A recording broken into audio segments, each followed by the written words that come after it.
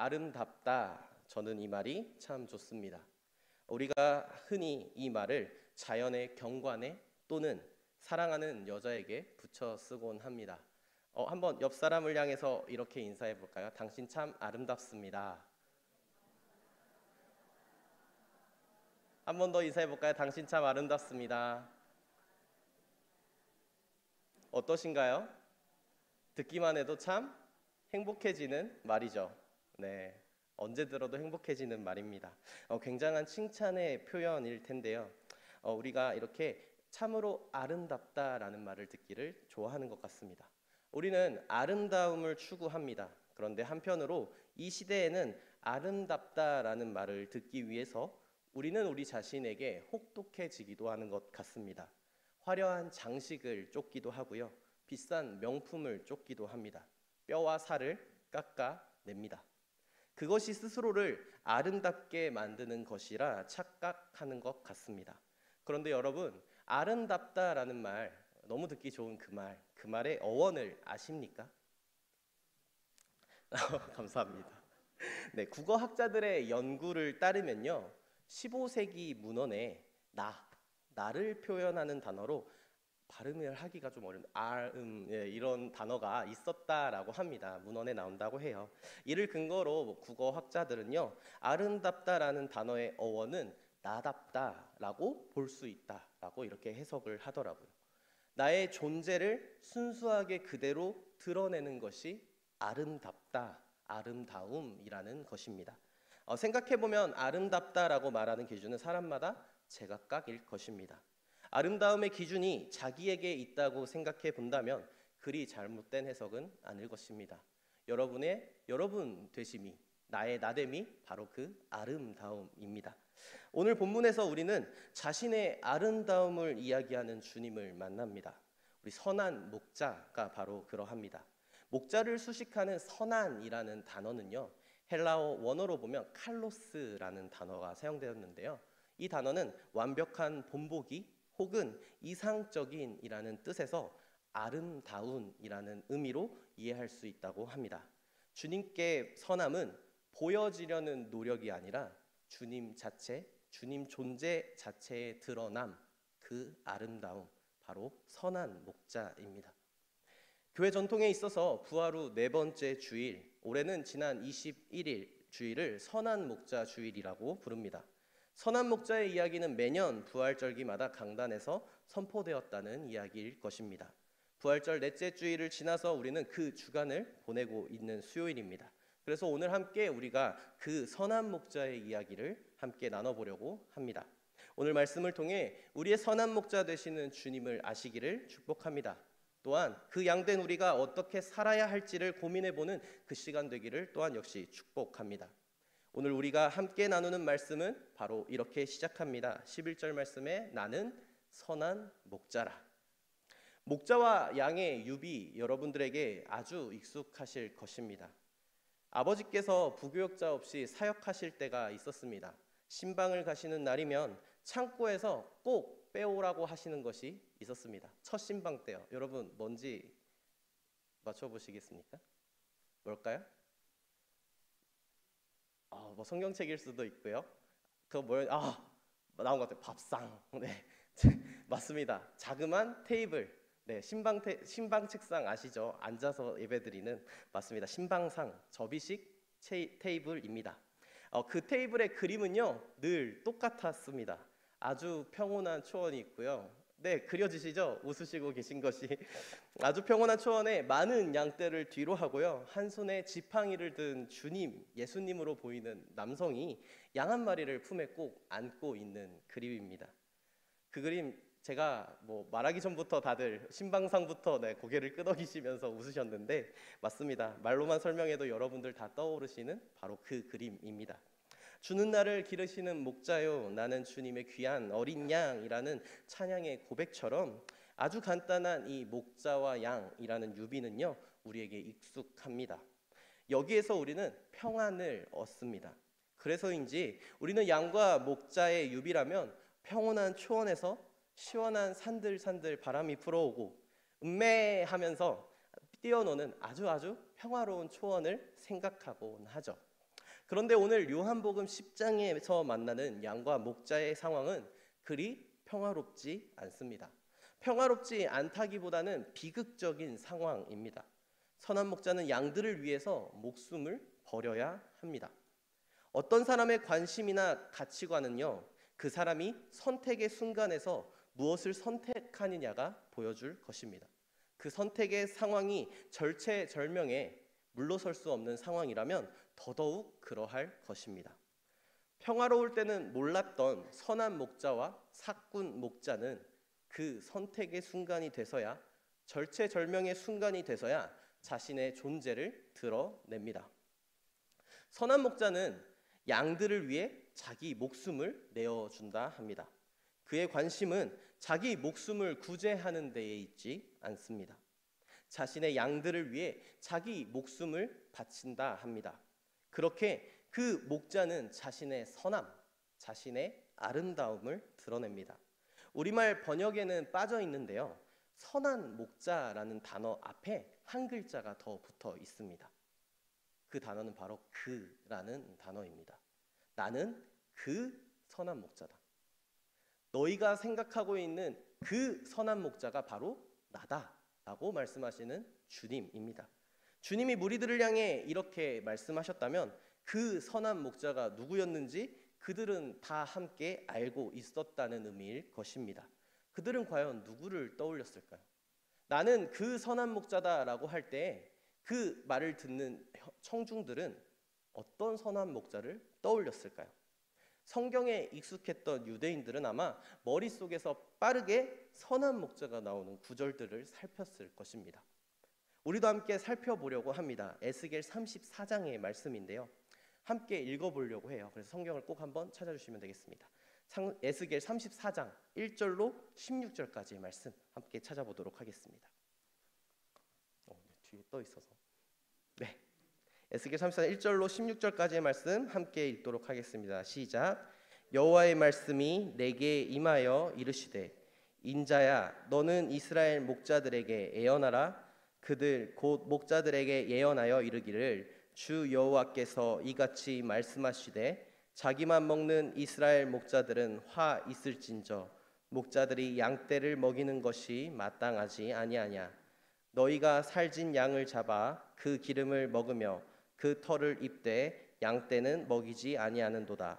너희가 그 연약한 자를 강하게 아니하며 병든 자를 고치지 아니하며 상한 자를 싸매주지 아니하며 쫓기는 자를 돌아오게 하지 아니하며 잃어버린 자를 찾지 아니하고 다만 포악으로 그것들을 다스렸도다. 목자가 없으므로 그것들이 흩어져서 모든 들짐승의 밥이 되었도다.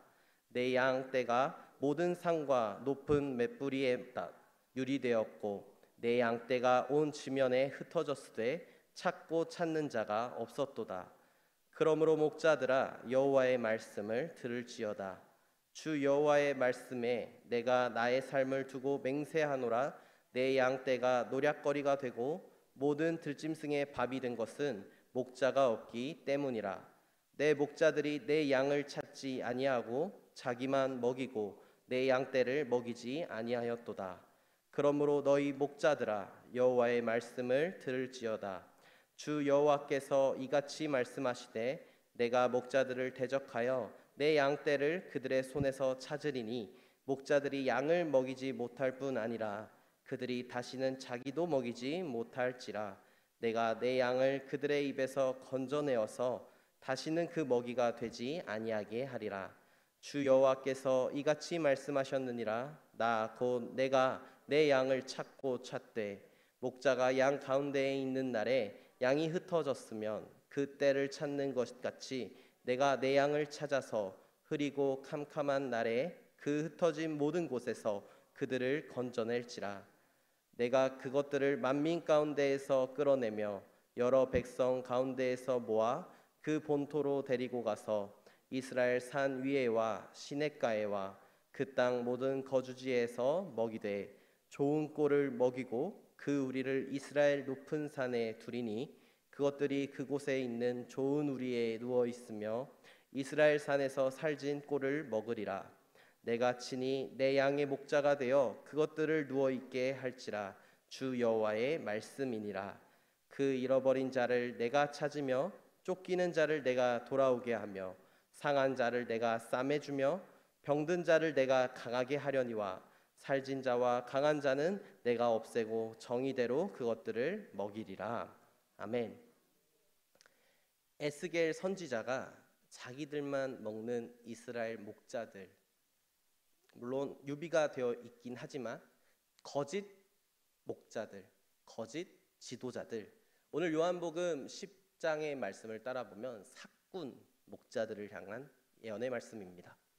그 선한 목자이신 주 여호와께서 사꾼 이스라엘 목자들이, 이스라엘 지도자들이 흩어버린 자신의 양들을 되찾을 것이라는 이 이야기가 오늘 말씀을 듣는 요한복음 10장의 상황에 있는 나는 그 선한 목자다라고 주님 말씀하셨을 때에 그 앞에 있는 이들 가운데에 메아리 쳤을 것입니다.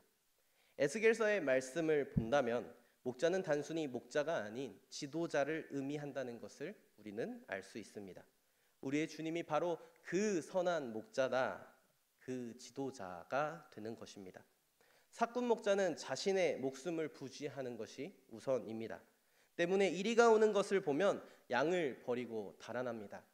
에스겔서의 말씀을 따라보면 그 털을 취하고 그 먹을 것을 취할지는 몰라도 진정 그 양들을 위해서 자신이 무언가 하려 하지는 않습니다. 자신이 이끌던 양들을 나몰라라 하는 사꾼 목자들입니다.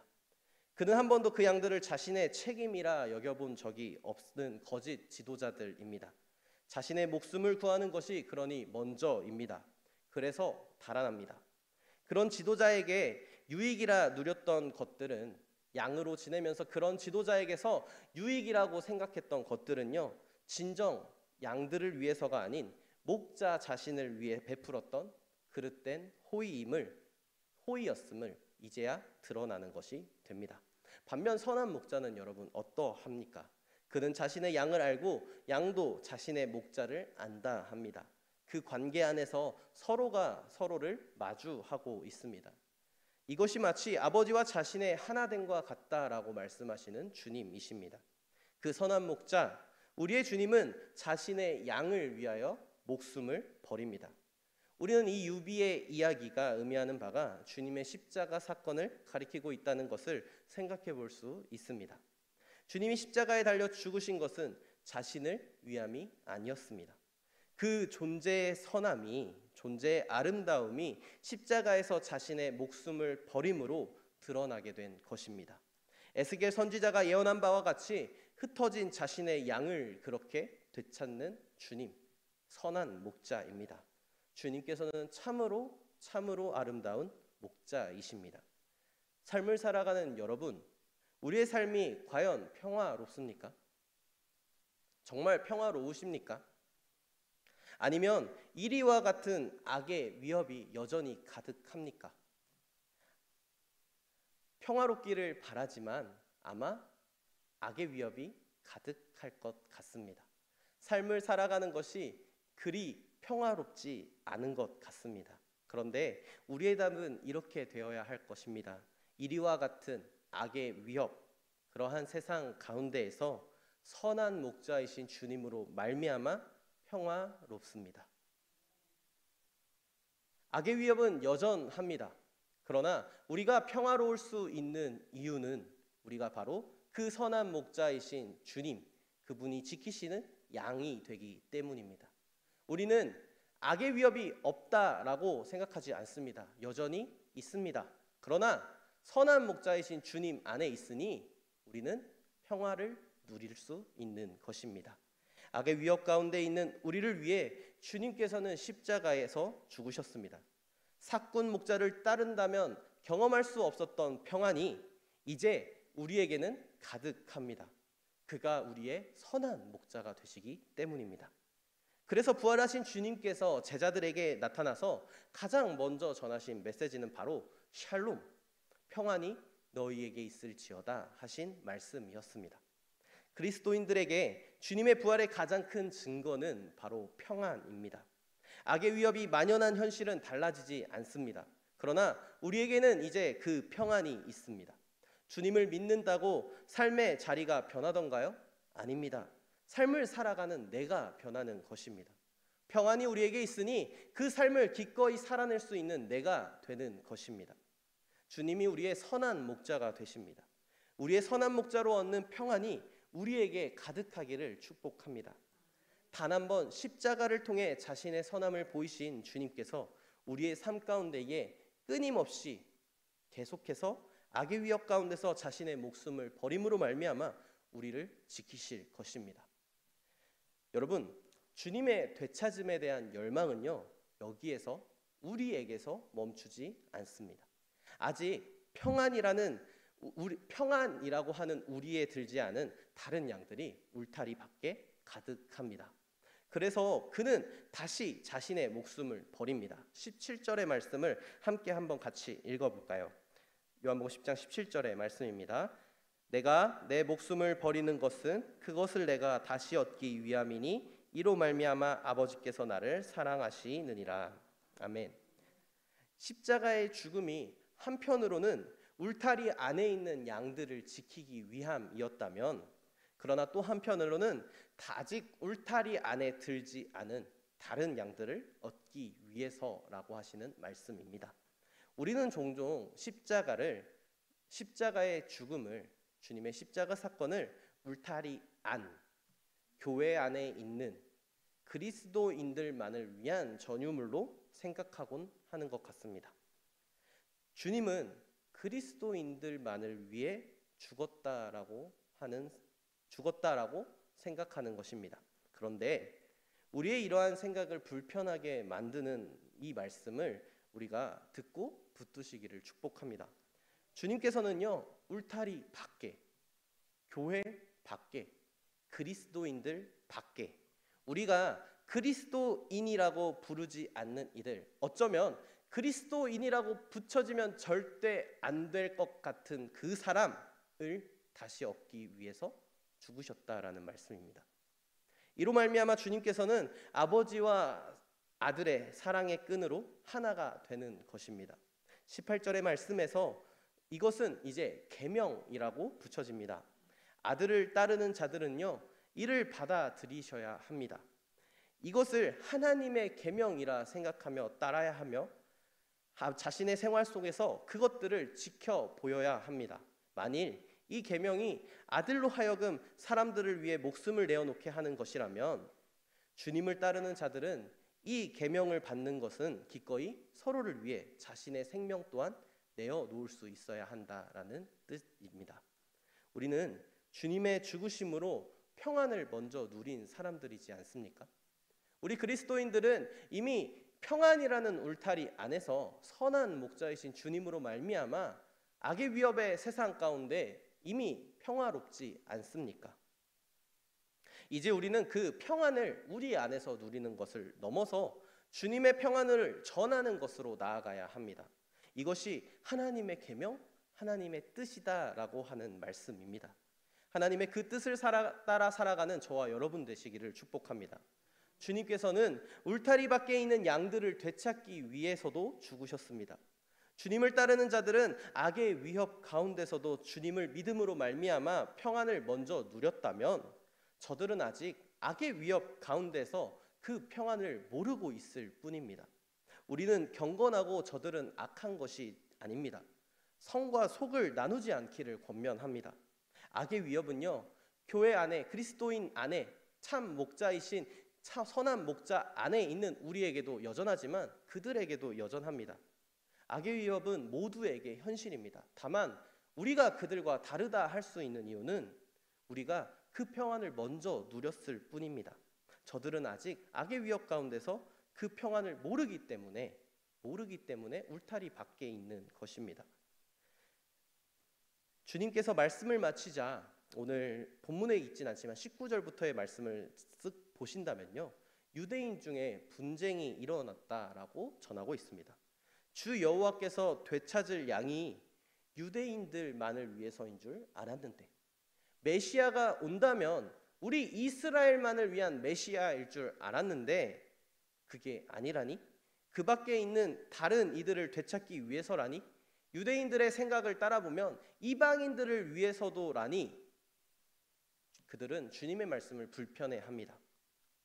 그들 중 많은 사람이 주님더러 귀신 들려 미쳤다라고까지 이야기할 지경입니다. 미친 자의 말은 들을 필요가 없다라고 비꼬아 말합니다. 조금 더 가면 유대인들은 주님을 돌로 쳐 죽이려까지 모의합니다.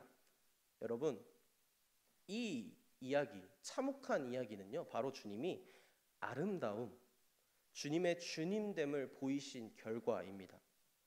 아름다움이 왜곡된 세상 가운데를 우리는 살아가고 있는 것 같습니다.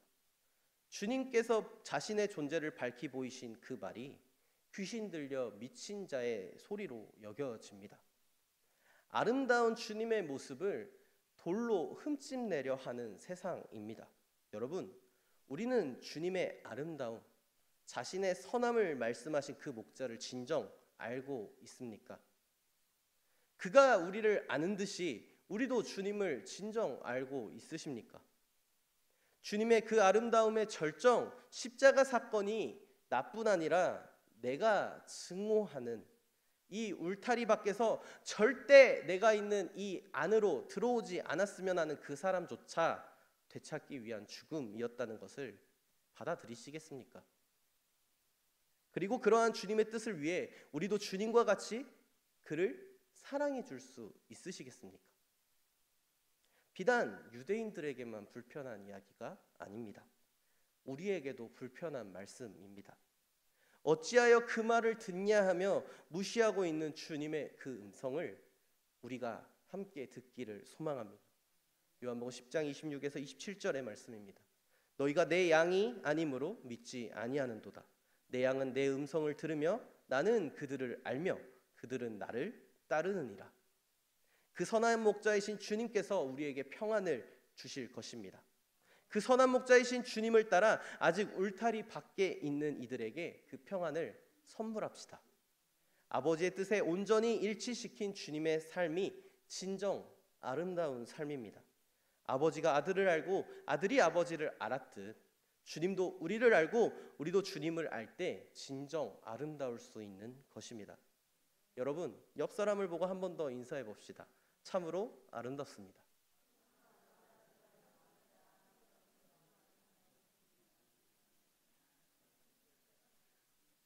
이 아름다움이라는 말이 이제는 큰 도전으로 들리시지 않으십니까?